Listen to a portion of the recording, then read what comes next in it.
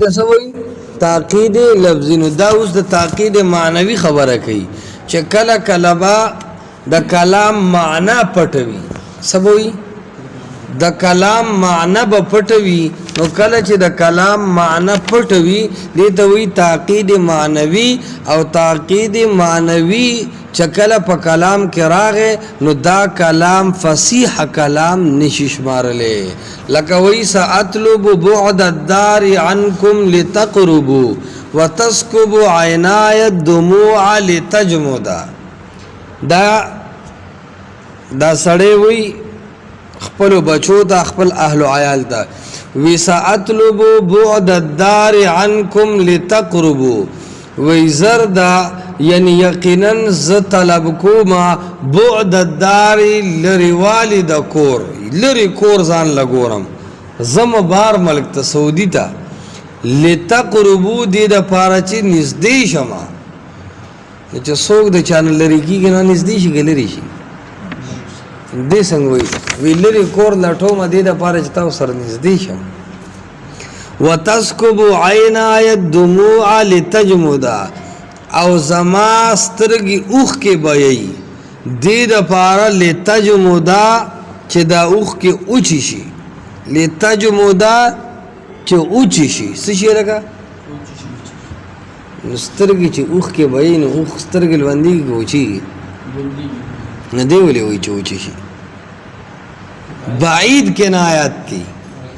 ساطلب بعد الدار کې دا سین زائد دی ګولونو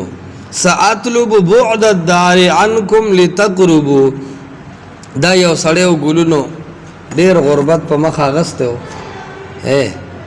ډیر غربت په مخ باندې اغسته انتهایی تنگ شو نو خزي ته وای چې زم بار ملک به مزدوري وکما سبو کما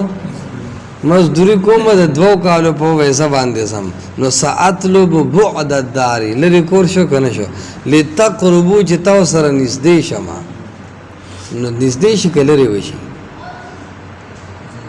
لری وشي خو مطلب دا دی چې مزدوری کم قرضونه خلاص کم نو اوس خو کله یو در کله بل در بیا به لتقربو همیشه را فار کور کې ناستم پب میں بخفا چوری وارڈر وارکوم چې تورې چا فخېګا ایسته کې فاتح زیاته کا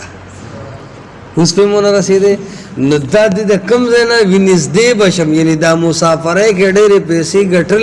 بس کاروبار د پاره په پیسې جمع کما او بیا به چې کم دنو کاروبار بار شروع کوم کور کې موبایل باندې خپل چې کم دنو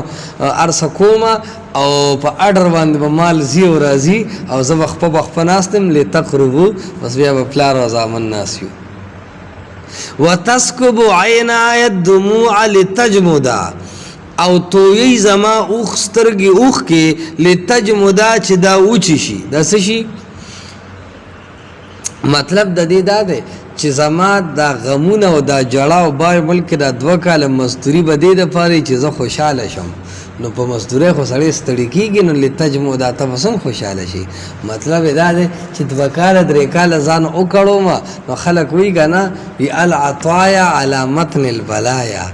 ورکړه چې کم دی د مصیبتونو په شا وي 2 کاله به مزدوري وکړمه نو بیا به ښه بېغمه لتجمدا وي که نه بیا به سترګې وچې شي یعنې خوشحالۍ به راشي غمونه به پکې نه وي دی وایي حیث کنا بالجمود عن السرور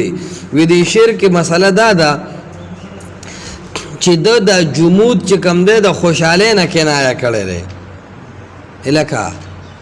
جمود یې د څه نه کنایه کو وی وتسکب عینایا زما سترګې اوښ کې بیایي زما سترګې اوښ کې بیایي لتجمدا چې دا سترګې مې اوچې شي دا سترګې مې څه شي یعنې زه په ټینشن کې خو دا ټینشنونه دې دپاره دي او دا کړاوونه لتجمدا چې زه خوشحاله شم نو تجمدا نه څه مراد دی خوشحالي که نه نو دې وایي غلطي دا کړې ده چې کنا بالجمود عن السرور وایي دا جمود کنایه ګرځولې دی د خوشحالۍ نه مع ان الجمود يكنى به عن البخل وقت البكاء سره د دې چې د جړا په ټیم کې د سترګو نه اوښ کې نه راتلل او د جړا په ټیم کې جمود یعنې سترګې اوچېدل دا خو د بخل نه کنایه ده د خوشحالۍ نه کنایه چې چې د جړا ټیم یو سترګې نه جاړي د جړا ټیم او سترګې نه جاړي نو دا نه جړېدل خو د سترګو بخل دی د سترګو څه دی بخل دی پکار دار چې د جړا په ټیم کې څه دی او جاړې و ان من الحجارة لما يتفجر منه الانهار خود چې کم دی ویلی دي چې د سترګو نه اوخ کې بیوم دې د پاره چې بیا دې نه بهیږي یعنی زه خوشاله شم الان کې دا خو د بخل دلیل دی د خوشاله دلیل نو د کنایه خپل منځ کې ټیک کړی د خو ډېر په بعید اوږده پې راتاو شوی دی ډېر په څه پې راتاو شوی دی په اوږده اوس پې هم پوه نه شوی نو په دې کلام کې تاکید لفظي نشته یعنی تقدیم تاخیر ټینشن پکې نشته فصل بالاجنبي پکې هم نشته خو ځوانه مې دې کې د تاکید معنوي دې کې څه دی لکه تاکید معنوي په معنی کې چې کوم دی نو سره راغلی دی لکه تاکید او معنا باندې پویدل ګران دي ځکه ظاهر کې معنا دا ده چې وتسکب عینای الدموع لتجمدا زما سترګې اوخ کې دې د پاره توي چې سترګې مې اوچی شي یعنی زه بخیل شمه